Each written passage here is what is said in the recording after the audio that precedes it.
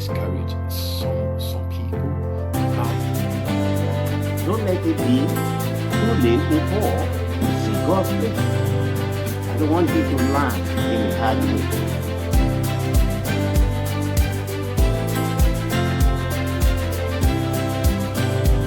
God is not an author of confusion.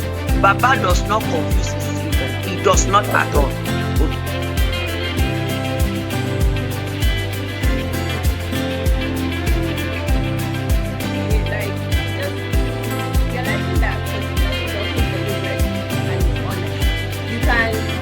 Sometimes when you ask, when you say, oh, I need to forgive this person, you didn't necessarily get an apology. You didn't necessarily get an acknowledgement that this person is saying, oh, I'm sorry for this thing that I did to you. So it's like you have to address that. You have to address what it is that is actually upsetting you.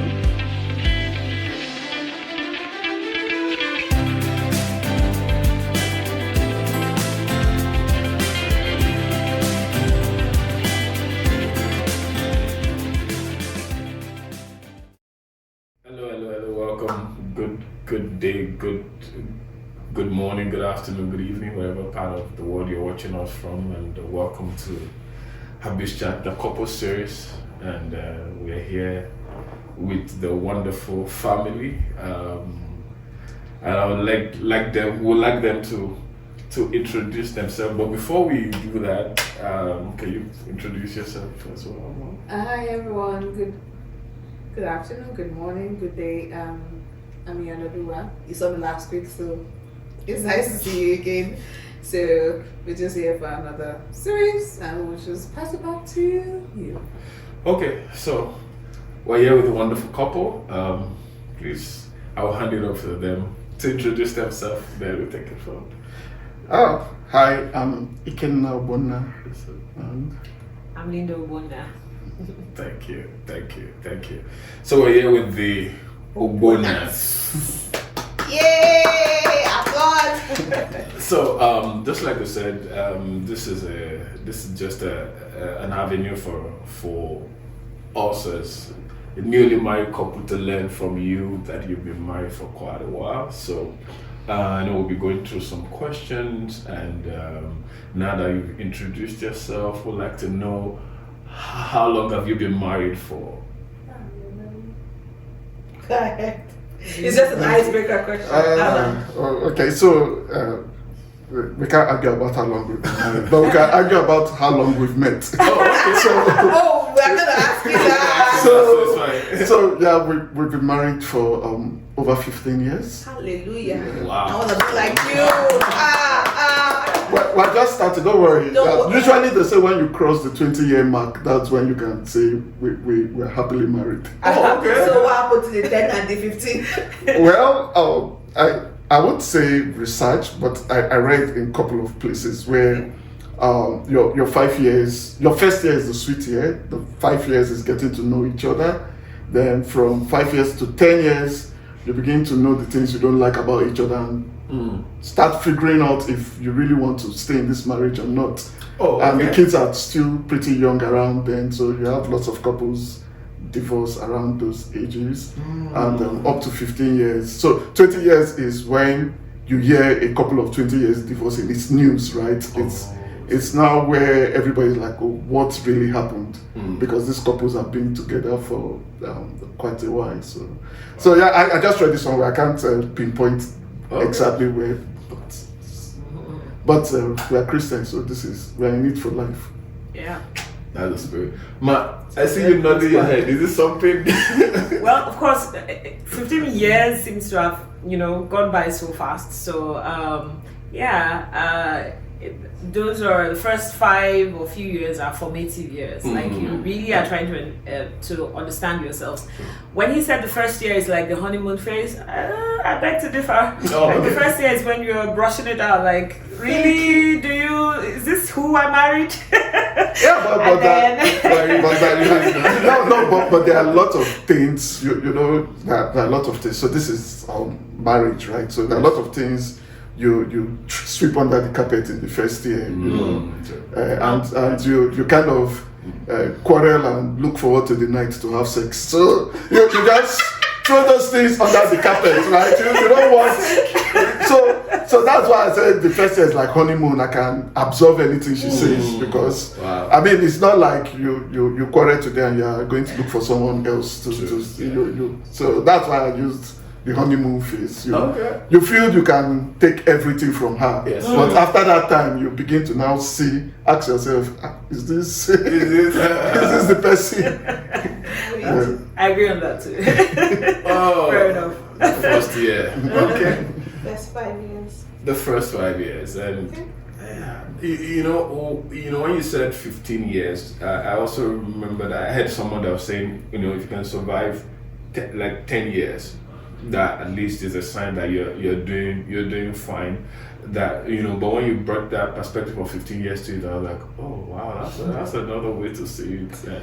And for me, well, maybe she has her own part, but I'll say for me, why, like I said, I read it somewhere, I can't really remember exactly where, because these things you just read them and keep them behind your mind, not because you want to be part of the statistics. You just know this is what it is. So why I use 15 years is because kids are going to, hopefully by the grace of God, you have kids, so they're going to be getting close to those teenage ages, and a lot of things, the dynamics changes. So marriage dynamics always change from one phase to another, from one phase. So as the dynamic is changing, those kind of things kind of bring into play. Then you begin to ask yourself, I want to live. I mean, you hear some men at that point say, I can't take this anymore.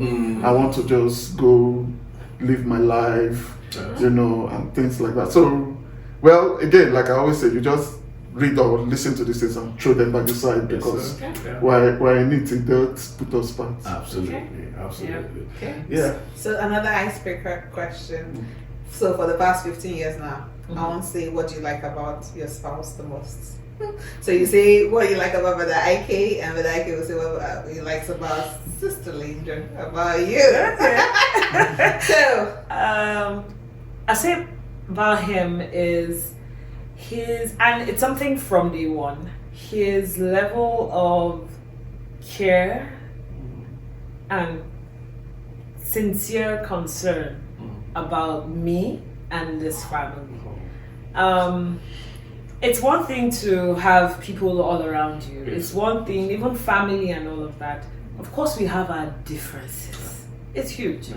But at the heart of that is genuine love. Like when you see it, you kind of identify with it, irrespective of what happens around that. So that his genuine love and care for his family is one unique thing that I appreciate about him.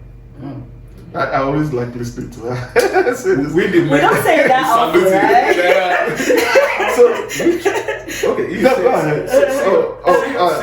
right? For me, 15 years, like I said, we've moved on in different phases, and I think she just is like how the Bible puts it, like an old wine becoming better, So she, I mean, that's a good compliment. No, because you married her like when we met. Where I'm sure we'll go down that line sometime. Obviously, she's very pretty. She was the prettiest in her class, and all those things begin to fade over time. She's still very beautiful, by the way. But all those things begin to fade over time, and it now becomes the person you married. So that's where you now begin to know if it was a hit or a miss. So she's over the years she has become better and kind of fitting in my deficiencies. And I mean, that's what marriage is all about. So there are things that, even when I know that, I mean, very simple, we can start with maybe teaching the kids some things. I'm like, I don't understand this thing, go and meet your mom. So we fit in that way, and it has grown over the years. And it's still growing because now we've moved from the honeymoon phase, bearing children phase, the kids are becoming teen, that they'll soon start thinking about university, they'll leave the house. So now it's like the companionship, and that's where we are looking forward to, right? And I can see that we are both moving towards the. Probably she's moving faster, and that's that's what has really.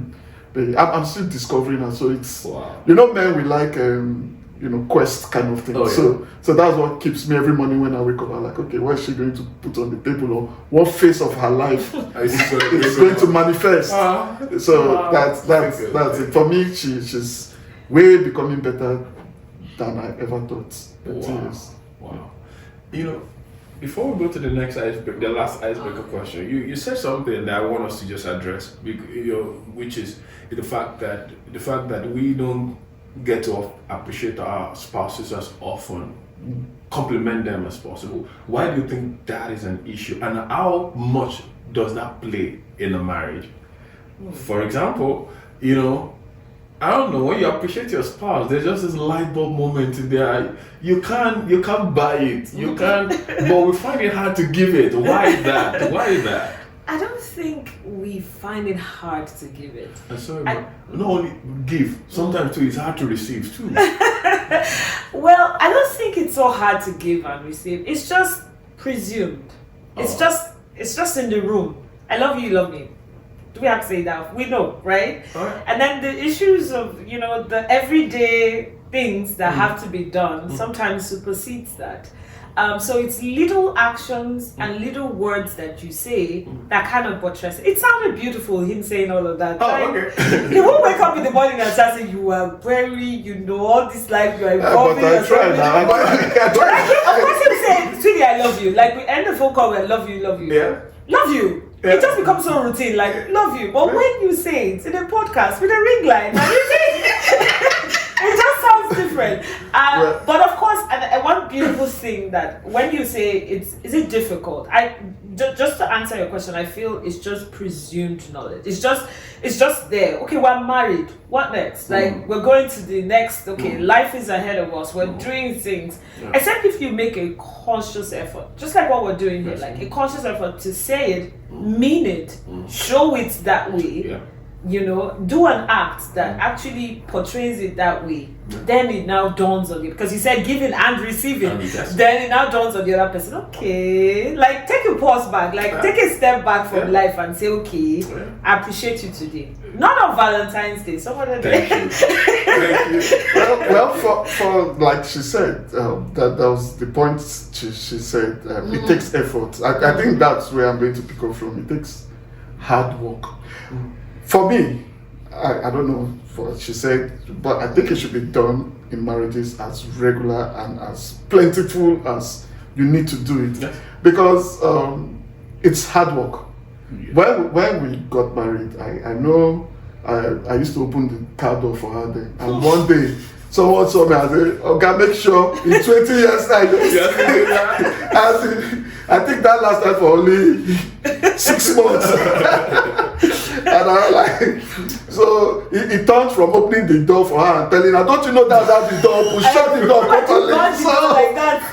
So I think it's something that takes work, and I think it should be maintained in marriages. That's where I come from. Yeah. And if we can do it every day, I see some couples, especially in this environment where we are. I know I used to tell her when we were in the US, there are couples we used to say, I really admire this couple, they still hold it together. Whether they are just showing it, but every time we see them, you just see them holding it together. And I always tell her, I wish we can, be like this couple, but I don't know what they face in-house, because everybody does have, I would say cockroach in the cupboard, but everybody have their own thing that cannot be said outside. Just pick the good things. And I think it goes to what you said is the intentionality. Intentionality. Because I remember that I saw her, a few days ago, I was telling her, I was just appreciating her.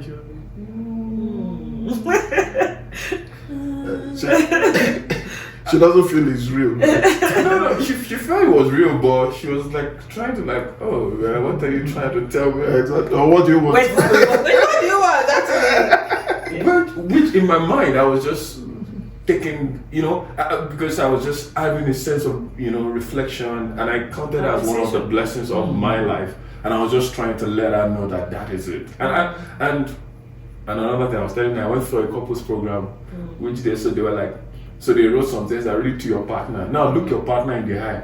Some people were looking and down like that. People were looking like, I was like, why did you look? Should be uncomfortable, right? They felt so uncomfortable. I was like, why is this? And I think those are the things that, intentionalities. We don't have to. So and what you said, the fact that it's presumed. Man, sir, some people, the last day they told their wife they loved them was their wedding day. Yeah. But she should know now. She knows I do. Yeah. But you still need to say it. But do you know something? For me, towards that, I feel like action sometimes speaks louder. Exactly. That's what I said. The little actions. Than you saying I love you. You can say I love you, and your actions does not match your words. Your actions actually has to match it. Like what he does at home. Oh yes, I know. Yes, he loves me. Okay. Because there's the little things, the little, just like you said, the little actions, the little act of kindness, the little every other than him being there actually shows that yes, when he says I love you, I know yes, he loves me. He loves me. So what if your partner shows and does not say it, and your partner is dying to hear it? So that will bring us back to love languages. I'm not an expert in it. I know people have been trying. Gotcha. People have been trying to make me. Why is his head going towards? They've been trying to make me understand that and find out what my love language is. So like I know there are words of affirmation. So there are some people that want to be hearing it every time. What is it called? Service, acts of service, and stuff like. So it just depends on what your partner likes, and and I'm an advocate of. I think I'll find it offensive if my wife likes people telling her how nice she is, and people are telling her from outside instead of me telling her. I will personally find it offensive to myself because I should be her first cheerleader. Thank you. So. Maybe that's why I should go and research the love languages. So people from outside don't tell her what she needs to know before me. Definitely, yeah. I think there are 5 of them. Yes, it's just the act of service, Affirmation. Gift, quality time. Quality time. So even in the affirmation, you need to mean it. Like if your spouse wants you to always say it, that's the form of communication. Okay. Like that's something that the two of you should appreciate. Even when we got married, saying I love you so repeatedly, for me, I was like, she doesn't like it. Oh, okay. He ends a phone call. Why did you say I love you? Yeah. I love you now. Is it an issue? Is it an issue? Like, are we contesting it? But it was important to him that we did that, and then so it became over time it became a part of me. But in respect to what we're talking about, it's not just saying it, it's acting it, it's doing things, meaning it. We could say I love you 1,000,001 times. Sometimes we practically has to drag me say it. Probably especially after a fight. Like it's not I love you, but you have to say it. Now I might just gradually say I love you, but that's not, whatever is still there is still there. So it kind of depends, but what's most important is the intention behind it. Like very intentional about it, and have that open line of communication about it. You've been 15 years in marriage, and we just spoke about the 5 love languages, and you mentioned something too about phases. When you just got married, when you just have kids, when you are job hunting, traveling, trying to navigate your marriage. Does love language change with time? What do I mean by that? Initially, it might be okay. For example, now when you don't have kids, it might just be maybe quality time. Now the kids are there. It can be act of service. Now you need more work. I'm telling you my own. Act of service. So You said change the pampers. Well, for me, like I said, this love language thing, I've never really paid attention to it. I don't know why, but situations change. I don't think the love language changes over time. It's just situations that change. And moreover, we have 5 love languages. I believe we cut across the 5. Sure. Yes. So it's just the balance Just in various that might just change at every given time. Yes. But trust me, I think what it is still stays. It's after I always tell her, it's after her 40th birthday, I started noticing some other things that because well, we might get there. That things that I didn't know she liked. So when she was telling me, oh, she likes this, I'm like, oh, really? That's just men. And I was, oh, really? So it's something that I think the various stages we just tilt the balance a little bit at every given time. That's my take. I don't know. The experts might be able to speak more about it. I think I'm not an expert, but I think it's also important to that communication at different points. Just like he said, the love language of an individual could cut across different things. So when someone does something that you really like and you appreciate, you communicate it to the other person. So for me, it might be acts of service at some point. And if he does that, you appreciate that, so that the person, that communication is there, that I like and I love what you just did, right? The person might want to continue if at some point that service is no longer given and you do something else. I can now tell you, okay, I like this. Yeah. I keep on trying, because when, conversations like this, I keep on asking, what is your own act? Everybody say love. I don't know. Let me know. So it's more like if he tells me that this is what he loves, I pursue. I go that line. Oh. At some point, he now says, you pursue, you go that line. So it's more like, I think it's a fluid thing. So don't ever box somebody into one thing. It's a fluid thing, and that communication about when you appreciate something, you should always do that. That's my take on it. Don't box somebody into his affirmation.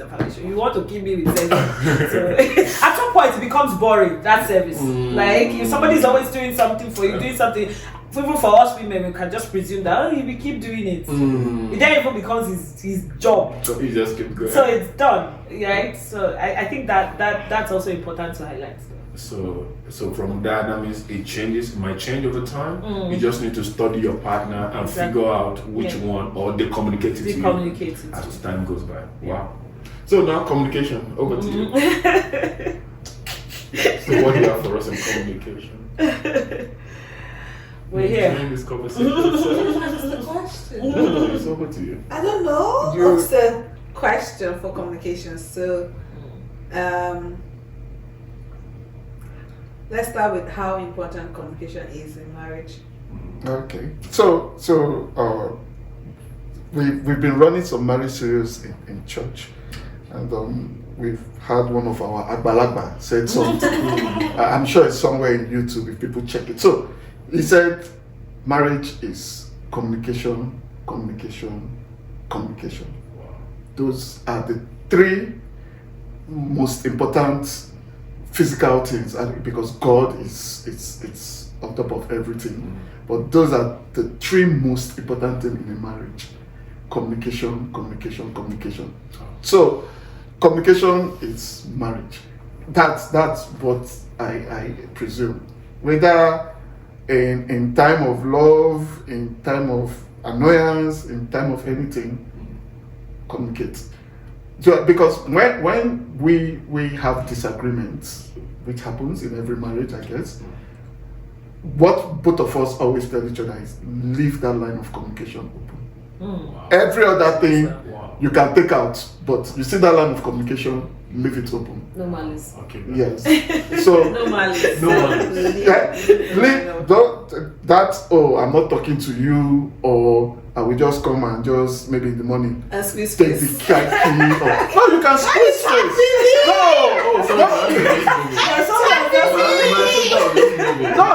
You can squeeze face. It's okay. It's life. I mean, you get angry. The Bible says, in your anger, don't let it lead you to sin. Yes. So it's permitted to get angry, but leave it open in terms of I can still talk to you. Wow. Don't block it off. You know, when you block off, we are married or we are Christians, and maybe when you guys are coming into our house, you see us smiling and others. Leave it open. Let's have that open line, you should be able to call me and like, hey guy, sit down, let's talk. And I should come and sit down. Because that's the communication, right? I should sit down and listen to what you have to say. I might not agree. We might have to go back and forth, but no, at no time will you just don't talk to me and walk out. You know, because that's what marriage is all about.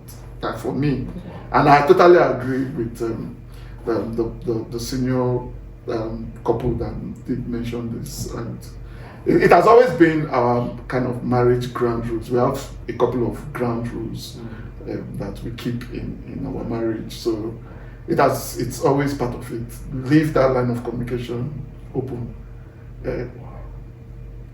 It's very important, I must say, and I must say that even for myself, I've grown in that, because sometimes you feel you probably don't want to talk to this person. You don't want to just like, I know how, and that's where love is also very important. I know how he takes to not, like if we're having an argument and probably I just end the phone call.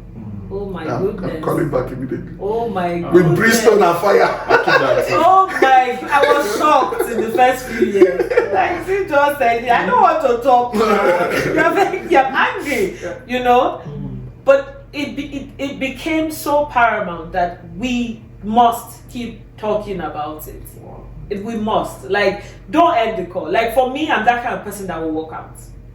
Before now, anyway, because I can walk out to any other person. But you see this man? we must have that conversation. We must talk about it. It might be frustrating to one party or the other. So let's not just sugarcoat it. No, it's a struggle. Yeah. Like there's sometimes I don't want to talk about something, but he will talk about it. Oh, okay. So over time, we've kind of learned that, okay, I know, but we can still talk about it. So it might be that, okay, at this time, you're not too comfortable talking about it, but you can wake me up at night and say, sweetie, let's talk about this. Oh, okay. And it's not as if you're not going to be like walking away and saying, I don't want to talk about it, or because you know, once there's this break, it builds, it festers too many things. In your mind, you might be thinking gray. Yeah. In his mind, he's thinking blue. True. Very different. Yes. And then sometimes when you now talk about it, you understand the perspective he's coming from, Yes. which might be wrong. I understand the perspective where she's coming from, which might be right, right? So I guess it's very important, that open line of communication, no matter what it is, to keep talking about it. I know sometimes in the heat of anger you could raise your voice, you know, but also in that communication also be respectful. I think that's one other thing to be careful about, especially in marriage. You guys are married, right? I often picture marriage as two people that have their legs in one trouser. Wow. You know, if you are fighting this person, how are you going to move forward? Move. Like the two of you are stuck together. I hate to use the word stuck, Yeah. but you've gone before God and man till death do us part. So so when you're using destructive words when you are arguing in the heat of anger, it goes a very long way. So in that, also be respectful in that communication. Stick to the subject matter. Don't say, we tend to sometimes say according to subsection. You know, so it's just very important that, you know, you keep that line. And I why I said this is that I know it's difficult. I know it's very difficult. There are some very touchy subject matters which you don't want to. But just try, you know, respectfully and out of love for the next person to keep that. Respectfully, sometimes. No, when you're angry, let's say for instance, when you're angry, sometimes people tend to forget That I'm married. the respect part. Yeah. Like respectfully communicate to yourself, because out of anger you can say things that I've heard of couples that he was angry and they said things that they didn't mean, and she said things that she didn't mean, and at the end So it ended. well, let me say this. Usually I say this before where we have to talk about marriage. So since this is going online, what works for us might not work for you. But we are just trying to put the ground principle in which we kind of operate. So because I know talking about communication and arguments and stuff, I used to be like that. You get angry, you call the phone, I'm calling you back because you've now made me more angry, and I will now let you know you've made me more angry. So but with time, I got to understand that there is a time you need to allow people vent. So if she does that, I think I don't call immediately anymore because I'm going to add some more anger, or maybe she needs to vent off. So I keep some time, and sometimes, in fact, to show you how we've stayed in marriage, she's now the one that will call back.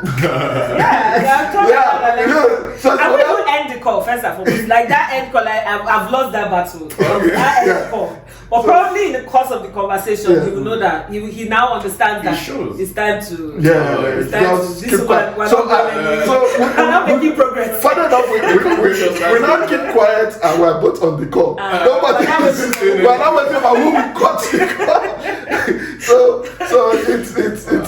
So you need to understand that. We're all human beings. We faint off. We do this, and so there's a time to.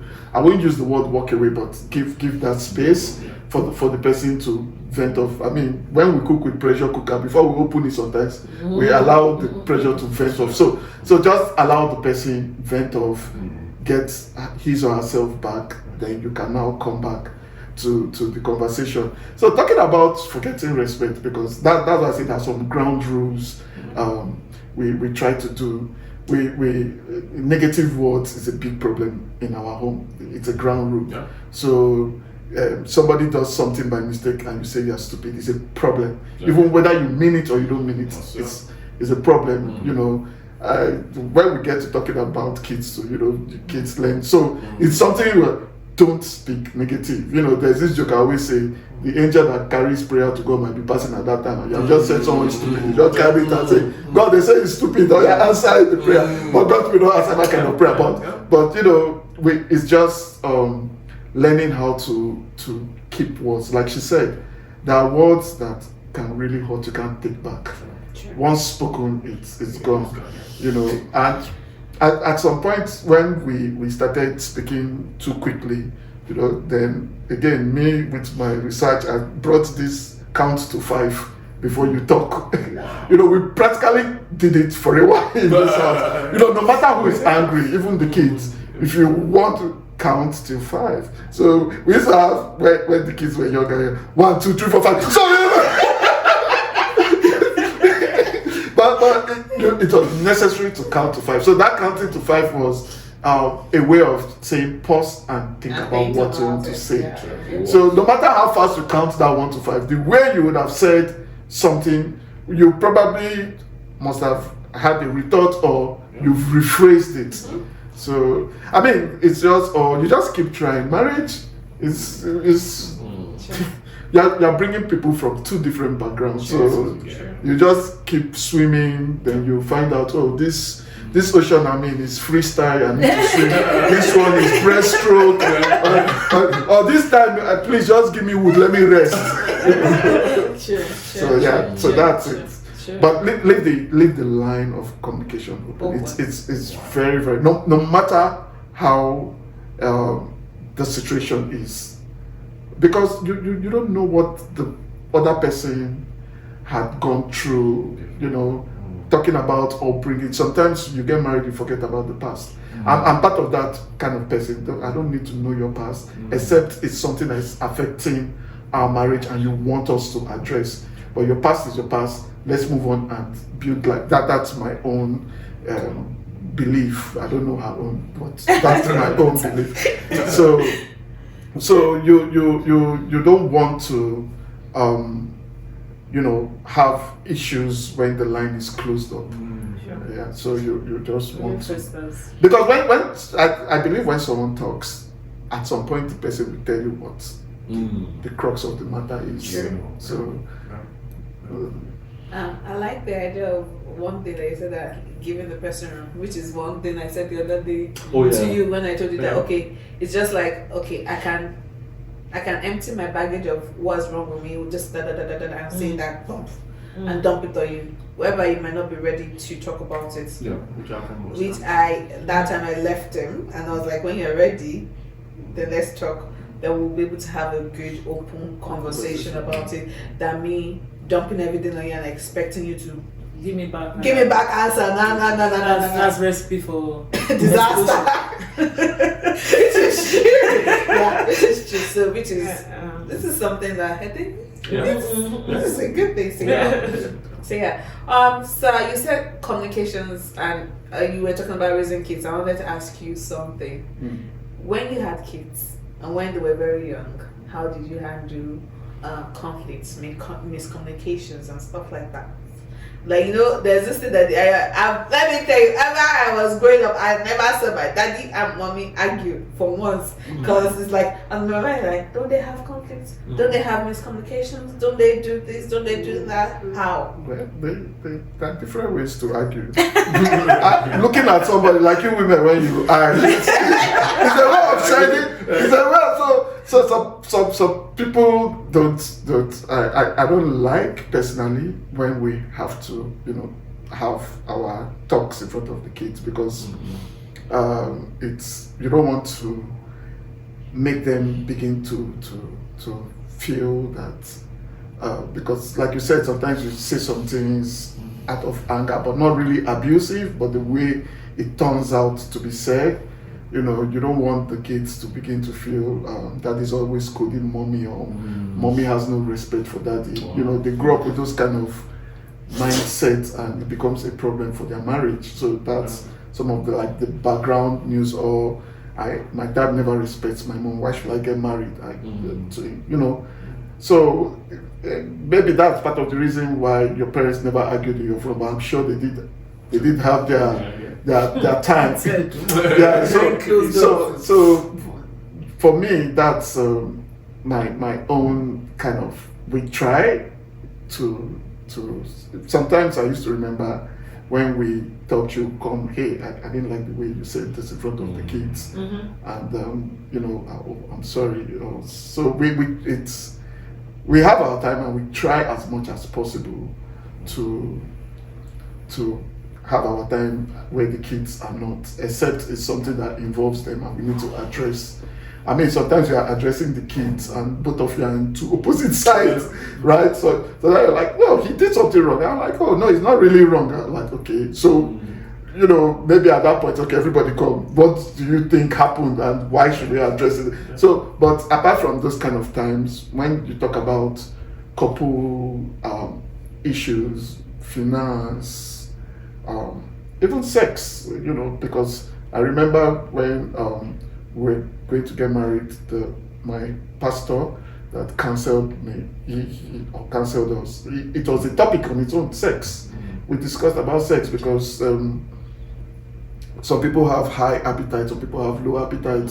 We are getting married, we don't know, we have to balance it, So, I mean, it's a source of conflict. So sometimes you have to have these kind of conversations, right? And it's a conversation that spans, and you want to carry it in front of the children. No, so you have to just be careful about what you portray in front of your children. You don't want them to be stereotyped, because you are the role model they see when it comes to family matters. Okay. So. And just to add to that, sometimes even in front of the kids, they're just like molds. Like it's their formative years. So whatever you guys are doing, it's creating an impression for them. So sometimes even in probably a spouse correcting the other, even though it's wrong, you don't start that argument in front of them. Sometimes I call him aside and say, that's it. Now you're the one that, don't do that face off in front of them. Things like that. I know sometimes, we are often guilty one way or the other, but it's very important that in front of the children, just like you said, you've never seen your parents argue. I bet you they've had different opinions and all of that, but they had made a cautious effort to keep it away from you, so that you could go on with that impression that all is it's always it's always rosy. but another thing, and another thing that we can add to this is apologizing publicly is also a big thing in this house. If I offend her, the kids are there. I try to apologize when the kids are there. Yes, it does. Yes, I try to, because it's for me it's showing them that I could be wrong, and I apologize to them. Also to the kids, sometimes I accuse them wrongly, like, oh, who kept that cup there? Maybe it's their mom, but I'm already doing the father thing. And she comes out. So immediately that happens, it's, oh, hey, I'm sorry, I thought you were the one. Sometimes you might add some, father thing, you have that tendency. That's why. So, but it's important to let them know it's okay to apologize, even if we have that kind of argument in front of them and stuff like that. And you just touched something that, if you want to, it's another subject matter on this one, which is vulnerability. Being vulnerable. I'm not sure if that's a perfect word, but the fact that you said, we are all humans, and it's good to show the kid that yes, anybody can make mistake. However, when you make that mistake, you must own up to that responsibility and take the necessary step of action. Because some kids grow up in their home thinking, oh, daddy cannot make mistake, mommy is perfect, and they go with that mentality, and that starts affecting their home. And that's why you hear people say, oh, yeah, men don't cry. Men cry. It's been, you've been vulnerable enough to accept that, but that's just a chip. If we go into that might take us time. Yes. So let's move. Another question is, which is, this one will be practical though, is you mentioned that have you had, I know you have, I will ask it in the way that you answer it. Have you had miscommunication before? And if no problem. If yes, how did you handle it? Because sometimes miscommunication is sometimes what's really causing issues in some couples, and then extend into their home. Because when a couple is held together, the home enjoys stability. When a couple is having issues and they don't address it on time and they don't manage it very well, it spills over to every other thing. The kids will get, that's why sometimes you see mommy angry or daddy angry and they're shouting at the kids like, what's wrong today? Something's out of place. So miscommunication is, I see it this way, you see it this way. Have you had that before? If yes, maybe one or two scenarios. How did you handle it, and how did you resolve it? And how can you advise other couples, starting from us, that this is how you handle it when it comes up? Well, miscommunication, we've always had. Always. I thought this was what you said. This was the way I interpreted it. So that's why communication is very important, because we've had our fair share of distance relationship, right? So it's always a big deal. Oh, I thought this was the way, and I was like, how do you expect me to see your face to know this is what you were saying, or this is how you expressed it, And sometimes we'll talk, and I'll say, I didn't feel the smile when you were saying it, so this is what I felt you meant. Oh, okay. So there's always that point, and it brings us back to communication, because if you don't let your spouse know what, or explain as much as possible what you meant or how you meant it, then it's just going to grow from there. So it's still coming back to communication. Is this what you meant? Is this how you meant it? Is this you try to clarify and get that common ground. Let the person explain how she or, sometimes I can tell you, go Joe, get away, and I can repeat the same thing, go away, get away, and I might just have meant the same thing. It's just maybe the way I just expressed it at that time. Not like I want her to get away, and she'll just stand up and walk out, you know. And I'm like, no, now. Exactly. So you see, and we are kind of like that. Sometimes she says something, I'm like, I thought you didn't want to, so me, I moved on. I'm like, no, now it's a topic sentence that I wanted us to discuss. You know, those kind of stuff. So it's important to come back and ask, or if you, because sometimes miscommunication goes with those, you just notice the person is no longer, you know, or sometimes we're talking and I just, I'm good, I'm fine. I'm like, I know this woman I'm married, she's not just I'm good, I'm fine kind of person. So what has happened? What did I say? So, you know, like I don't want to do, no, okay, if you don't want to discuss it, fine, but I don't know sincerely. Well, and I'm always in that situation because I talk a lot probably. So I don't know when I must have thrown, how do they say, bullet shot.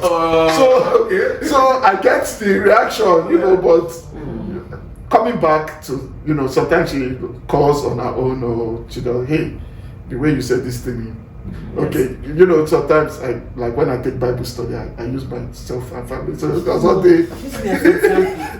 So what are you like? It's been practical with me. I'm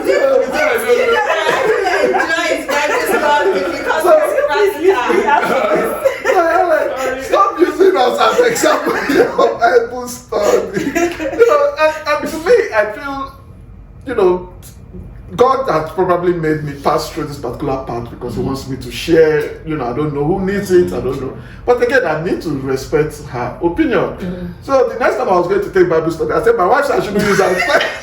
just through me. And I had a grandma come up to me like, I like the way you said your wife. So you know, sometimes it's just the way we say things and pass messages across that cousin. So once we open up, and I started looking at it, I started listening to other people take Bible studies, I started listening to sermons, and I went back to her, I said, I started listening to other people, I said they don't really, it's still the same point, but they don't really talk much. So it's a skill I need to learn in taking Bible study, where I don't come out and pour out everything. So that's the communication expressing, you know, this was in a fun way of, but I realized she wasn't comfortable with me just pouring out, and which it is. I mean, I shouldn't come out and just lay my family as a blanket, you know. So it makes sense to always, you know, ensure you resolve it somehow. Yeah. Just to add to that, miscommunication is also, just for an example, because there was a period of time where we were, you know, long distance, right? So it's very easy to have those kind of miscommunications. Like, you could call me 1,001 times in the day. Probably you are working and you are not just in the hotel, you say how far. Even your face is. Sometimes I say how far, but Even your face. you say it's really how far. I said, anything, like, you know, and for him, he might have misconstrued that as my not feeling affection, or not wanting to talk about it, you know. But it was just me saying, hello, this is not the right time, okay? But so that, especially when there's long distance relationships involved, there's a lot of room for that miscommunication. So it takes a lot of time to understand the other individual. I mean, for me, I kind of understood that he was somebody that liked to, you know, let's have this conversation, let's talk.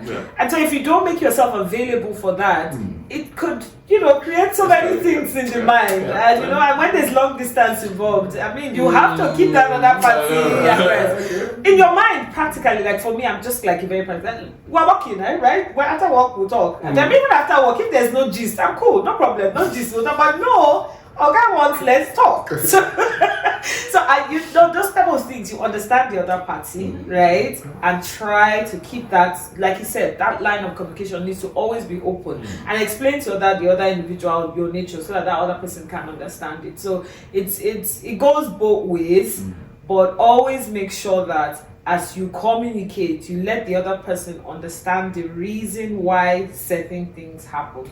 You'll be shocked at what you find out. You'll be shocked that this other person is thinking about it in a totally different way. And there you are, honestly just living your daily life. I used the example of yesterday in the car. He was like, why are you not in the... He kept on saying it. Like, you are not in the mood. You are not... I'm like, in my mind, I'm blissful. Like, I'm okay. I just don't want to talk. You know, at some point I started singing. So that you know that I'm happy. So that I don't want to talk. You see, sometimes when you listen to other things, like people listening to this podcast, right, they pick some things. Oh, yeah. Me, I've listened to things like this that say, when you are driving and your wife is just looking outside the window, why is it outside the window? We are both in the car, you are not staring outside the window. So to me, I felt, oh, there's something that is wrong. You shouldn't be staring outside the window. We should be talking. But now you see, she was just, You know. she just wanted to just have quiet and enjoy the drive on her own. So just to do that, I made a conscious effort to make him, feel that it's not you. It's just, so that intentionality on both sides is very important, so that you keep the other person comfortable. Yes. Both ways. So, Wow. Wow. This is so good. I'm enjoying it. And I just highlight something you said is the fact that the same scenario but different interpretation in the car, Exactly. And that happens a lot. Sometimes even between us, she just wants to have her own time, and me, I was like, what's going on? Or even when she's excited and you're like, oh, why? I'm like, you're not excited. Exactly. I just want to just enjoy the. But one thing I also want to, the way we're going, I think, you're spanning to our notes. Even, we're going into long distance next, and you'll be talking about that. But one thing I just wanted to also ask is, assumption, communication, assumption both on the side of the two parties. How can we, or how, I'm trying to frame it, how can we address that? Sometimes you might be assuming this is it, and your partner is assuming that is it, and that, if it's not well managed, assumption might even be